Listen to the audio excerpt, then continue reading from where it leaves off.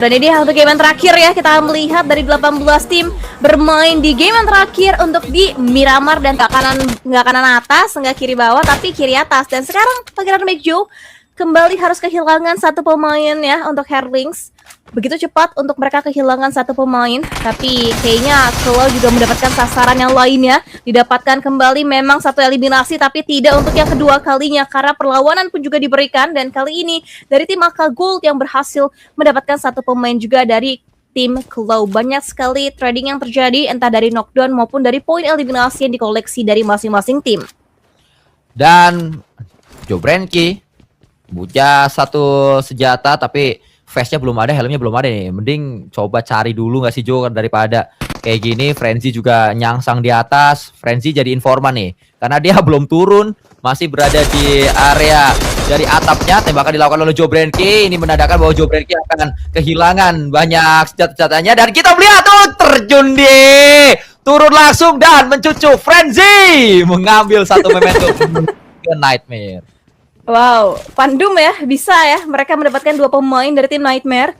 Justru malah Nightmare-nya nih berikan mimpi buruk yang kita lihat di awal. Kayak Pandum juga masih minim looting. Dan sekarang lihat Leon DZ 26/1 untuk peluru UMP-nya. Ini masih minimalis banget untuk persenjataan baik dari Pandum maupun dari tim Nightmare-nya, Sanskoy.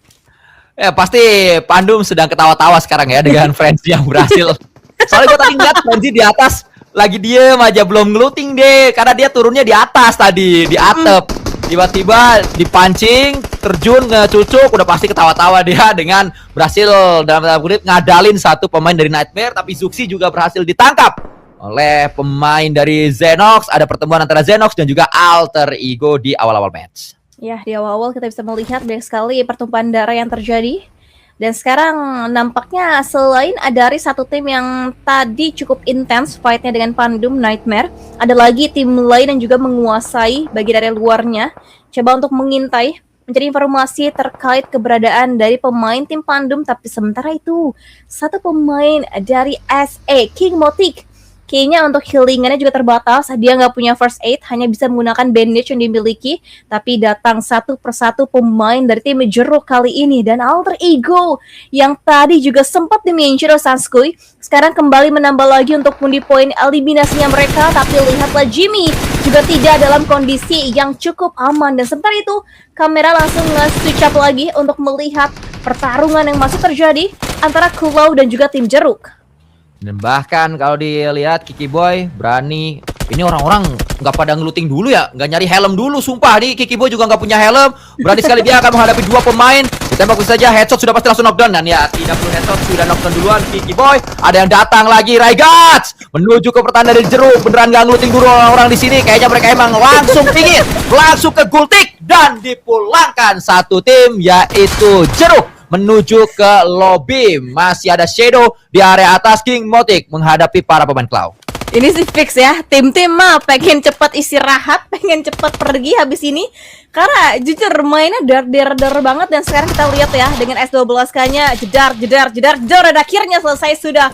SA yang kembali menggunakan fight yang mereka atas tim Jeruk. Tapi kalau dibilang menang sih memang menang. Tapi SA pun juga dapat kerugian. Tinggal satu lagi pemain terakhir yang tersisa untuk Shadow Esports. Dan sudah mulai banyak tim yang gugur. Total 2 tim sudah gugur pulang ke lobby. Dan kali ini Alter Ego versus tim Zenox. Kita akan melihat dari Zenox akan coba bermain di bagian area high ground kali ini. Akan bermain juga dengan utility yang dikirimkan. Kita akan melihat apakah bisa connect. Dan ternyata netnya masih belum connect. Justru malah Rosemary yang kembali bisa mendapatkan satu pemain dari tim Zenox. Ya shotgun kocok padahal yang dipakai sama Rosemary, tapi dia bisa dapetin pemain-pemain dari Zenox. Dacosta kalau terjun nih selesai nih. Ini Dacosta jangan turun, Dacosta tembak dari atas aja Dacosta. Wah turun dia tapi bisa nembak dan rata nampaknya karena Reza.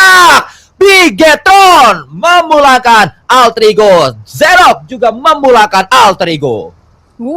Bigetron dari tadi game after game kayaknya mereka benar-benar aktif banget ya buat dapetin poin eliminasi, ngerusuhin tim-tim yang lagi fight. Dan sekarang mangsanya tadi targetnya tim Alter Ego. Dan ini bener-bener open banget sih tadi.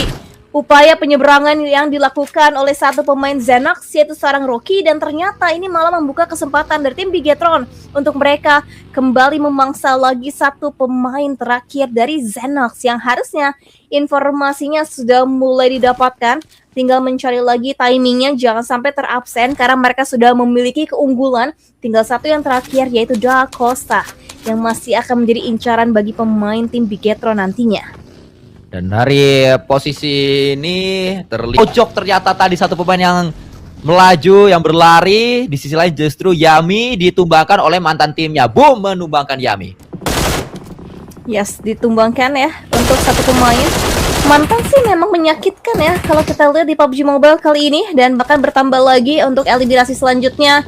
Dan ini kayaknya gue akan stop prediksi sih, kayaknya tim yang gue prediksi malah malang nasibnya ya. Jadi maaf banget buat Kingdom ya, ini RRQ-nya berarti tinggal sedikit pemainnya, bakal tinggal satu yang terakhir, the last man standing bagi tim RRQ, karena mereka bertemu berpapasan dengan tim Boom Esports yang berhasil mendapatkan kembali poin eliminasinya mereka. Dan sekarang kita akan melihat checker poin eliminasi pun juga akan segera dilakukan oleh Boom, dan 3 total poin, dan semuanya didapatkan oleh satu pemain dari Boom.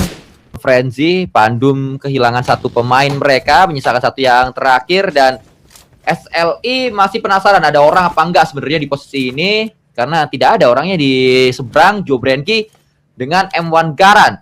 Di atas Jobrenki, Ganya ada di atas, ditembak. Mancing, kalau ini namanya mancing, supaya dia tahu di mana orangnya, kalau udah baru di-push bertiga. Nah, itulah strategi yang dimiliki oleh Stavin. Strategi demi strategi yang ternyata masih cukup menguntungkan untuk tim Stavin kali ini. Tapi di bagian area luar kita bisa melihat lagi untuk follow up selanjutnya dari seorang Boboho melemparkan sebuah utility yang diharapkan nantinya utility-nya bisa connect mendapatkan satu pemain lagi dari tim Pandum yang sekarang sudah terdesak untuk yang terakhir, dan selesai sudah the last man standing Pandum. Joe berhasil menjatuhkan kembali untuk pemain yang diperlukan untuk knock-nya.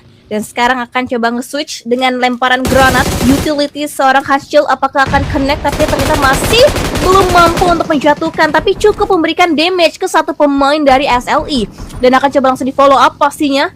Dan sekarang kayaknya nggak hanya Voin yang lagi berperang dan juga SLI, tapi dari Bigetron pun juga sedang melakukan hal yang sama. Mereka pun juga sedang fokus untuk fight yang dilakukan di bagian sisi area minicam yang bisa kita saksikan juga. Ada 4 tim yang saling perang satu sama lain. Dan Potato akan maju dengan Thompsonnya kali ini. Akan coba berusaha, tapi selesai sudah Bigetron. Ketika di switch ke kamera yang besar, berhasil meratakan kembali satu tim lagi untuk pulang langsung ke lobby Satskoy. Menuju ke 9 tim yang tersisa di stage yang keempat, karena Voin akan juga menghadapi Stavin. Satu yang terakhir, ini ditangkap sama Voin, ini pemain Stavin yang terakhir, Ganyang ya.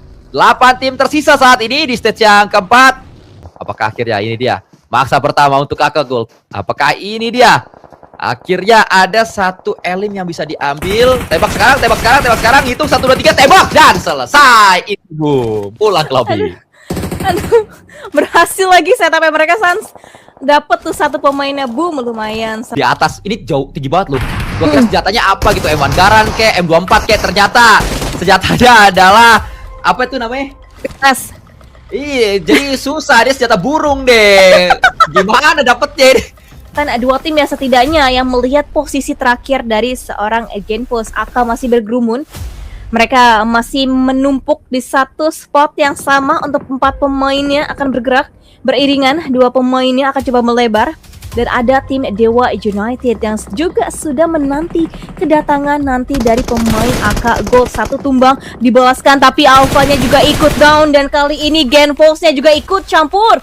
Terlalu ikut campur Genpos nampaknya kali ini untuk fight yang terjadi antara AK dan juga Dewa United. Tapi jadi punya peluang Genpos kalau mau turun, karena AK Goldnya sedang sibuk berada di bawah dari Genpos. Yang perlu dimiliki oleh Genpos adalah utility. Sayangnya utility tidak dimiliki oleh Genpos. Nah, ini kesempatan Genpos.